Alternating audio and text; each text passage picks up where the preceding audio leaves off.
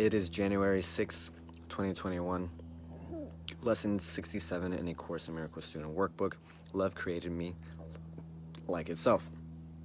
So now we're starting to understand why God has appointed you as the world's savior. This is why the Son of God looks for you for his salvation. Really similar to how a child looks towards his mother to take care of him, and how we learn that the ego is basically a mother with Munchausen syndrome that feeds illness to her child, right? It's the illusionary effect that is created. So we are being affirmed by the words that we are saying to ourselves. Abracadabra, right? Which means, it can go back to Abraham, but which means, as I speak, I shall create. So we're telling ourselves, holiness has made me holy. Kindness has made me kind. Helpfulness has made me helpful, and perfection has made me perfect. Why is this important? Because self-talk is a regulatory mechanism, right? There's an article that I started reading today that was very interesting because it used LeBron James and how LeBron James spoke in third person. Why is this important?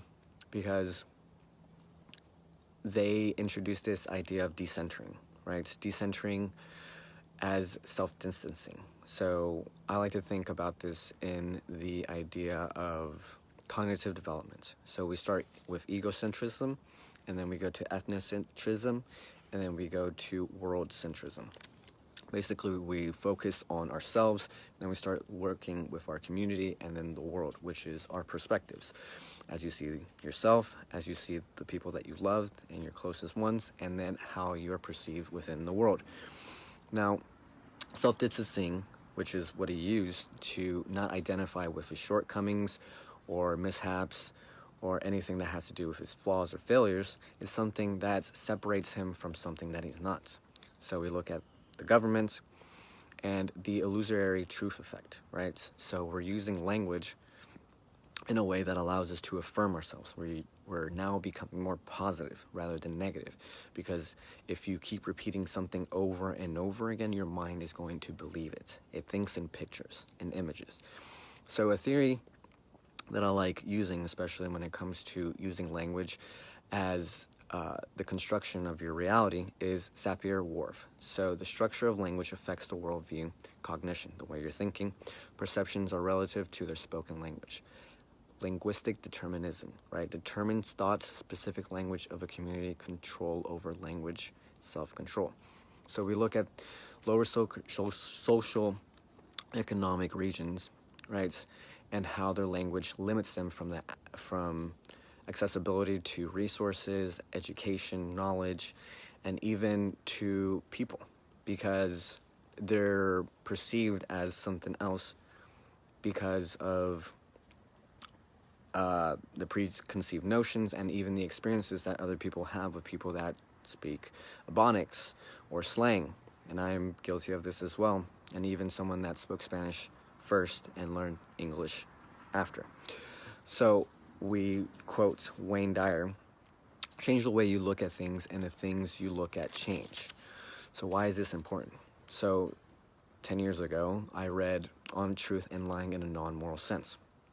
Nietzsche, Friedrich Nietzsche, the philosopher, said that language is just language, okay? There's nothing to be said about it.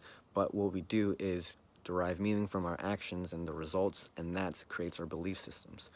So what he stated was that we have individual preservation, right? We try to preserve our image. The simulation, the concealment of thoughts, feelings, and character. So now that we're understanding that people cuss to release within their bodies because it's a psychosomatic equilibrium, homeostasis, we start to understand why people use the language that they use, because of the lack of self-control or whatever it may be. So when it comes to psychosomatic psychology, we look at behavior being a derivative from personality, and personality being a derivative from character, okay, who you really are. So people want to live in the herd, peaceful agreements, okay? So we look at safety being one of the core needs that we have, and approval. So if we're approved and people accept us, then basically we are allowed to live within whatever it may be. Is that the cat? I think that's the cat. Anyways, so uniformly valid binding, right? Language leads us to the truth because now it will be fixed. So basically, as we believe something, it becomes finite within our minds, and that's how we try to live our lives, to not expense energy. Okay, so we try to have the preservation of energy, and anything that's outside of ourselves is a threat to our being and security. So when we look at truth and lies, let's look at lies. Especially as we look at the governments now, it's parasitical, perverting, inordinate, selfish, right? There's an advantage for only one person and a disadvantage to others. You try to tell something and get something out of it, right? And we see this with the seduction community where people lie all the time to create this image of abundance and even attraction towards people that are fooled by it, right? The liar uses terms and the words to make the unreal appear real. So, using the very shared language, I am rich when poor is what it appears, okay? And people even dress like that, but their attitude, right, comes from their character. And that's very difficult to see because they say the suit makes the man kind of thing, but learned behavior is consistent as we see. As you see the world, so are you, and as you do anything is how you do everything. So as you misuse the established conventions by arbitrary substitutions, we see how lies can be very confusing and how they can seem like the truth. And there's also pleasant deception, such as movies. We choose to believe the movie is real so we can be drawn within it, so we can feel the emotions and have that experience. So once I learned about this essay, it was very nerve-wracking, right? I had a paradigm shock, if you would call it, because there are truths that are damaging and destructive truths, right? Especially as we start to understand that not everything that we see is real. Of course, the government's going to have some form of structure which we can abide to and not kill ourselves, okay? Not throwing shade at the government, but they are the ones that have created the structure of law in order for us to abide and have that paradigm for ourselves. So Nietzsche in The Birth of Tragedy talked about primal unity, okay? And primal unity is ridding everything that makes you individualistic. We're looking at egocentrism once again, and it will go away, right? And they misconstrued cognition with consciousness, but whatever. It's very Descartes, as I think therefore I am. But cognition is basically your ego, which is the Munchausen syndrome mom. So we have submitted to the intellect, okay, and the dream image. A very Apolloism, right? Apollo being the god of images and arts and all these great stuffs, right? We believe the image that's in front of us. Those are the forms, right? If this is all a dream, we're believing that we're in the dream because of the definitions and the meaning that we put on this. But as you're doing the Course in Miracles, you start to unveil those things, okay? So it's impossible to get to the truth because the only way we can get to the truth is by language, okay? And that's very difficult for us to understand because when we look at truth, right, we look at beauty. But the truth is we got here by killing each other and competing and being very selfish, if that makes sense, right? So it's that Shiva, the creator, and the destroyer, right? So we have that divinity within ourselves. And once we allow ourselves to accept that, then we accept human nature, which means that we love human nature for what it is. Language can't get to a thing, which is the idea, only gets to the appearance, can't get you to the thing the way experience with oneness of the world can, right? So very similar to a samadhi experience, you won't be able to describe what it is because you won't be able to understand what it is because God is going beyond the mind. And that's why it's very difficult for anybody to actually explain it. It's kind of similar to a snowflake.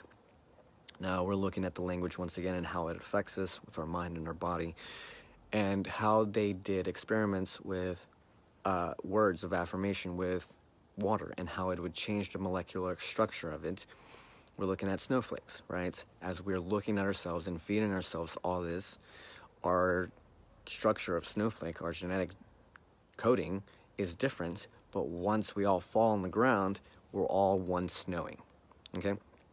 So language can't point to the essence of real human being, but also cannot be non-essence, if that makes sense. So reinforcing the opposite is only reinforcing more of the paradigm.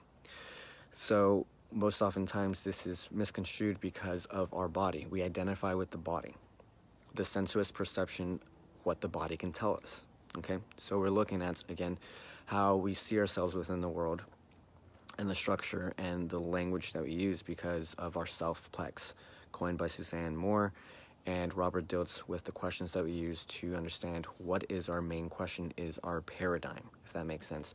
How we see ourselves in the world, why we see ourselves the way that we see ourselves in the world, what we see ourselves as, etc. So we look at seeking and finding truth because with science, it's a paradigm that has gotten us to some form of truth. Again, language is never going to give us truth, but it's going to get us close to the idea, okay? Just like the language that is used in A Course in Miracles, the same way that we use to find findings in science, right? So we affirm and reproduce. So as we see things, we try to affirm, and then we say, now I got it, okay? And that makes it difficult for us because once we unveil that, then it creates this shock once again. So we use concepts, right? And as we use these concepts, we have this peace and security and consistency, right? We have this idea that we must preserve energy to be safe, but that's not really how it works. Nietzsche said, don't do this, right? Because we're going back to the idea of we are captives of our own identities, living in prisons of our own creation, okay? So once you start to unveil the ego, then you start to see how you've been trapped in your own selflessness. Measuring things in relationship to the world, right? The viewer and the viewed are not possible to be described. It's ineffable. God is ineffable, which means there are no words to describe what it is. It's only experienced, right? The image imprinted actually goes through centuries of genetic predispositions, and that's sometimes why we become alcoholics, because of our fathers and forefathers, the sins of our fathers, right? These images, once again, are not possible because, as Nietzsche said, God is dead, right? The idea of the word of God does not mean what it actually means, just like the image of Jesus Christ on the cross is not the same thing, because you're missing the points, and that is what sin is, once again. So the man of intuition will suffer more because they do not hide, right, behind the veil, and are embracing pain rather than the rational man, okay? So now, as we finish this, we're looking at love. It's impossible to hurt when we love fully. So anytime that we feel hurt, that's our ego, okay? So that's when we have to ask ourselves, where is it that I'm lacking this love for myself that I'm not able to give, okay? Because if it's partial, then it doesn't feel as good, right? Love is what every being is seeking through every act. So as we start to come from this place, why we're doing it and how we're doing it, what we're doing becomes second nature, okay? Change yourself, the humanness, right? Especially when people are hurting you, quote unquote, right? Being a subject of error and seeing ourselves as perfect, infinite beings. Change yourself and you change the world. Heal yourself and you heal that within the world too. Because we are too busy making a living, we didn't have time to be with ourselves. So we saw this with 2020 and how we didn't like ourselves and how we needed to get out of and we did some crazy stuff, blah, blah, blah. Now we're starting to understand that our relationship with ourselves is more important than trying to seek this validation and affirmation within the outside world, and it starts with our language.